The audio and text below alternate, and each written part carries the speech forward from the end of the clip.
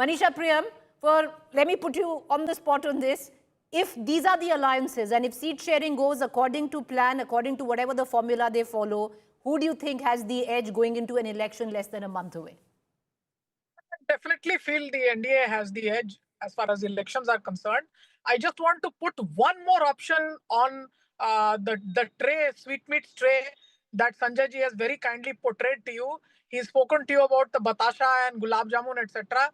There is one other mithai that Sanjay ji may have been too young, but used to happen in Bihar when I was a child. It's called the Hawa Mithai. When you just blow up sugar and you turn it into a candy of sorts, and people would put it around a bamboo stick and walk around saying mithai hai, and we would get it for 10 paisa, it would just melt into your mouth. So I think the posturing is more of a Hawa Mithai, except what I see on the Mahagathbandhan side, where I know that there are genuine demands on Tejaswi.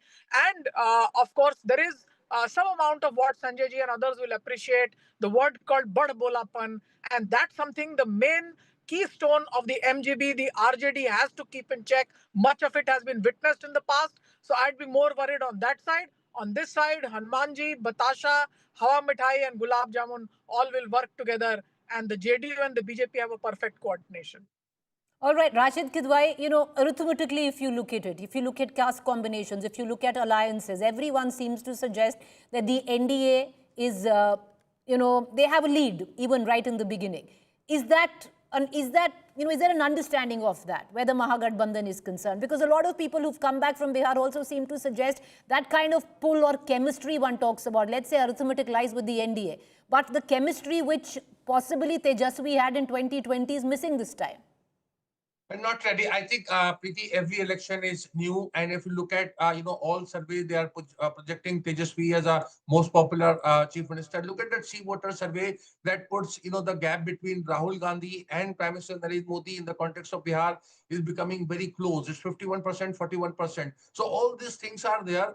I think the key point is Congress, which was a weak link in 2020. They have done a lot of hard work, and this time they are trying to instead of upper caste thrust, they are trying to get the ati pichhda caste, some of the JDU caste combination that is there. Whether they'll succeed or not, remember the Congress has changed its PCC chief also, who comes from ati pichhda. So they are making a very serious bid. Whether this gamble will play or not, we'll get to know. I think the Congress performance is key to this election. If they do well and there is a collapse on the part of JDU, we'll have something very stunning on this 14th of November.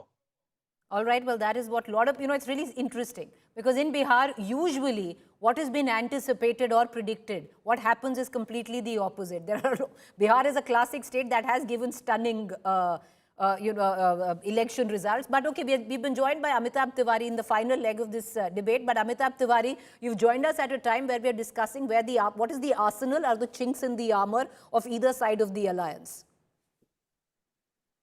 No, see, especially if you see Mahagathbandhan, they are still suffering from the structural weaknesses which they have, correct? So their ability to expand the vote base beyond the MY combination, their ability to add EBC and or Dalit votes into their bouquet, that is one of the challenges. The alleged stigma of Jungle Raj, of the fear factor, which still resonates with the, you can say, 35 plus age category senior citizens, especially the upper caste and the non-Yadav OBC voters. These are two of the weaknesses of Mahagathbandhan. In terms of the NDA, the popularity of Nitish, of course, has declined in the third and fourth term because he has been seeing largely making attempts to save his chair, moving from NDA to Mahagathbandhan and then coming back.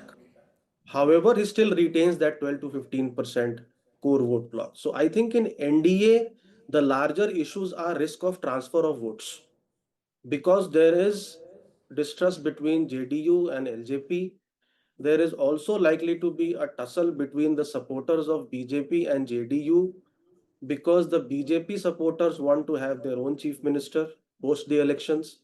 And some of the BJP supporters are not very happy as to why Nitish Kumar's party, which has almost half the seats of BJP, is getting the same number of seats or might even get up one seat more than the BJP and the BJP still is continuing with Nitish Kumar as the CM face. So there is a section of voter which is not happy with this fact, and they moved to the LJP in 2020 because the vote transfer was 75% from JDU to BJP, but it was only 55% from BJP to JDU. 20% moved to LJP. Now these guys have Prashant Kishore in a way as an option. So how much damage does Prashant Kishore give to JDU in this election? Can he play the role of Chirag Paswan in 2020? Because the ability of NDA to win precisely depends upon how better JDU does. Because the JDU will need to win at least 50 seats for the NDA to win this election. So there are, I mean, wheels within Right. both the partners, and the EBC outreach also, I think, of the Mahagathbandhan or the Congress is too little, too late, because it's all about representation, and the Mahagathbandhan has not been giving a lot of tickets Right. to the community. That there is a distrust between EBC and the Yadav community there. That also needs to be bridged.